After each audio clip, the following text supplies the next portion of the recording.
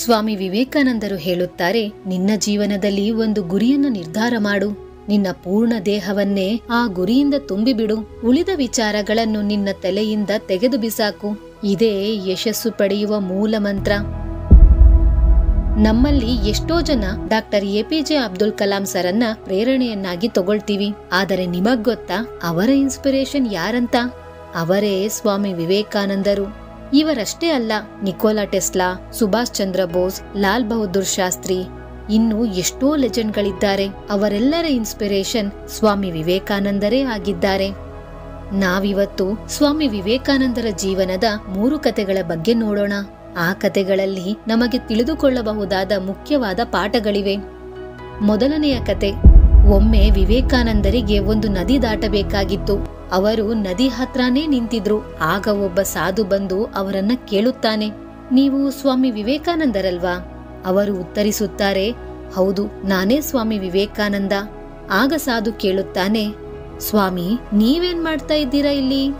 ಆಗ ಸ್ವಾಮಿ ಹೇಳುತ್ತಾರೆ, ನನಗೆ ನದಿ ದಾಟಬೇಕಾಗಿದೆ, ದೋಣಿಗಾಗಿ ಕಾಯ್ತಾ ಇದ್ದೀನಿ. ಸಾಧು ಹೇಳುತ್ತಾನೆ, ನೀವು ಎಷ್ಟೋ ಪ್ರಭಾವಿ ವ್ಯಕ್ತಿ, ಎಷ್ಟೋ ಜನರಿಗೆ ಪ್ರೇರಣೆಯಾಗಿದ್ದೀರಿ. ನಿಮಗೊಂದು ನದಿ ದಾಟಕ್ಕಾಗಲ್ವಾ? ನೋಡಿ, ನಾನ್ ನಿಮಗೆ ನದಿ ದಾಟಿ ತೋರಿಸ್ತೀನಿ ಎಂದು ಆ ಸಾಧು ನದಿಯಲ್ಲಿ ನಡೆದುಕೊಂಡು ಹೋಗಿ ದಾಟಿ ಮತ್ತೆ ನಡೆದುಕೊಂಡೇ ಸ್ವಾಮಿಯ ಹತ್ತಿರ ಬಂದು ಹೇಳುತ್ತಾನೆ, ನೋಡಿದ್ರಾ, ನನ್ನ ಹತ್ರ ಎಷ್ಟೊಂದು ಶಕ್ತಿ ಇದೆ, ಎಷ್ಟೊಂದು ವಿದ್ಯೆ ಇದೆ, ಆದರೂ ಯಾರೂ ನನ್ನನ್ನು ಗುರುತಿಸೋದೇ ಇಲ್ಲ. ಆದರೆ ನಿಮ್ಮ ಹತ್ರ ಯಾವ ಶಕ್ತಿಯೂ ಇಲ್ಲ, ಯಾವ ವಿದ್ಯೆಯೂ ಇಲ್ಲ, ಆದರೂ ಎಲ್ಲರಿಗೂ ನೀವು ಗೊತ್ತು. ಆಗ ವಿವೇಕಾನಂದರು ನಗುತ್ತಾ ಕೇಳುತ್ತಾರೆ, ಈ ವಿದ್ಯೆ ಕಲಿಯೋಕೆ ಎಷ್ಟು ದಿನ ಬೇಕಾಯಿತು? ಸಾಧು ಹೇಳಿದ, 15 ವರ್ಷ. ಅಷ್ಟರಲ್ಲಿ ಸ್ವಾಮಿಯವರ ದೋಣಿ ಬಂತು. ಸ್ವಾಮಿ ವಿವೇಕಾನಂದರು ಸಾಧುವನ್ನು ದೋಣಿಯಲ್ಲಿ ಕೂರಿಸಿ ಅಲ್ಲಿಂದ ಹೊರಟರು. ದಡ ಸೇರಿದ ಮೇಲೆ ವಿವೇಕಾನಂದರು ಇಬ್ಬರದ್ದೂ ಸೇರಿ 50 ಪೈಸೆ ಹಾಗೆ 1 ರೂಪಾಯಿ ಅಂಬಿಗನಿಗೆ ಕೊಟ್ಟರು.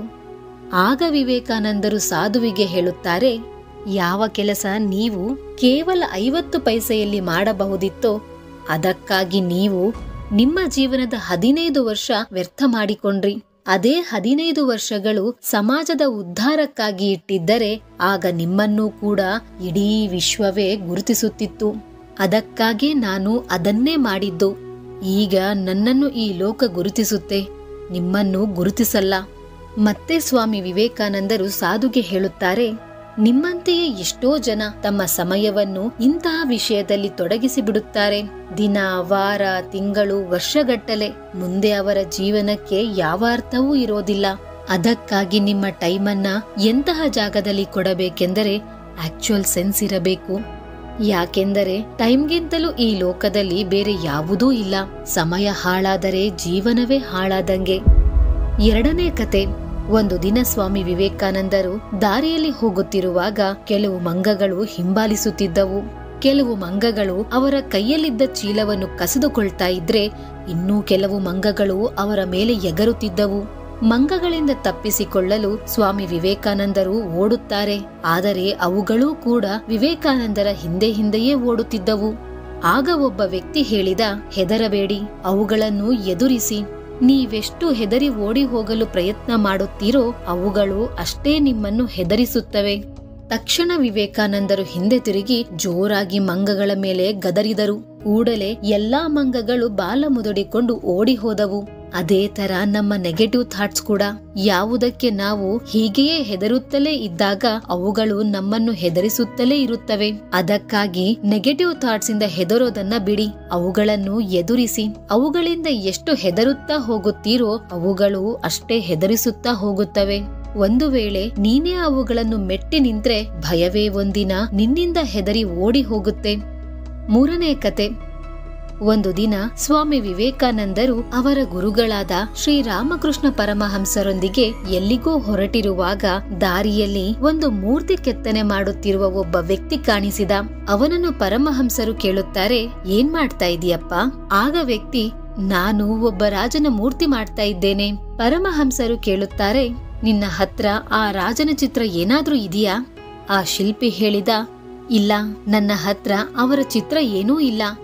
ಮತ್ತೆ ಪರಮಹಂಸರು ಕೇಳುತ್ತಾರೆ, ನಿನ್ನ ಹತ್ರ ಅವರ ಚಿತ್ರ ಏನೂ ಇಲ್ಲ ಅಂದರೆ ಅವರ ಮೂರ್ತಿ ಹೇಗೆ ಮಾಡ್ತೀಯಾ? ಆಗ ಅವನ್ ಹೇಳ್ತಾನೆ, ನನ್ನ ಹತ್ರ ಅವರ ಚಿತ್ರ ಇಲ್ಲದೆ ಇರಬಹುದು, ಆದರೆ ನನ್ನ ಮನಸ್ಸಲ್ಲಿ ಅವರ ಸ್ಪಷ್ಟವಾದ ಚಿತ್ರ ಇದೆ. ಹೀಗೆ ಕೆಲವೇ ಸಮಯದಲ್ಲಿ ಆ ಶಿಲ್ಪಿ ಆ ರಾಜನ ಸುಂದರವಾದ ಮೂರ್ತಿ ಮಾಡಿ ತೋರಿಸಿದ. ವಿವೇಕಾನಂದರು ಈ ಎಲ್ಲಾ ದೃಶ್ಯವನ್ನು ನೋಡುತ್ತಾ ಇರುವಾಗ ಅವರಲ್ಲಿರುವ ಎಲ್ಲಾ ಪ್ರಶ್ನೆಗಳಿಗೂ ಉತ್ತರ ಸಿಕ್ಕಿತು. ಒಂದು ವೇಳೆ ಯಾರೇ ಆಗಲಿ ತಮ್ಮ ಜೀವನದಲ್ಲಿ ಏನಾದರೂ ದಕ್ಕಿಸಿಕೊಳ್ಳಬೇಕೆಂದರೆ ಆ ಗುರಿ, ಆ ಲಕ್ಷ್ಯದ ಸಂಪೂರ್ಣ ಚಿತ್ರಣ ಅವರ ಮನಸ್ಸಲ್ಲಿ ಸ್ಪಷ್ಟವಾಗಿರಬೇಕು. ಗೆಳೆಯರೇ, ಈ 3 ಕಥೆಗಳು ನಿಮಗೆ ಇಷ್ಟ ಆಗಿದೆ ಎಂಬ ಭರವಸೆ ನಮಗಿದೆ. ಇದೇ ತರಹದ ಇನ್ನಷ್ಟು ಕಥೆಗಳಿಗಾಗಿ ಲೈಕ್ ಮಾಡಿ, ಶೇರ್ ಮಾಡಿ, ಸಬ್ಸ್ಕ್ರೈಬ್ ಮಾಡಿ. ಮುಂದಿನ ವಿಡಿಯೋದಲ್ಲಿ ಮತ್ತೆ ಸಿಗೋಣ. ಅಲ್ಲಿಯವರೆಗೂ ಧನ್ಯವಾದಗಳು.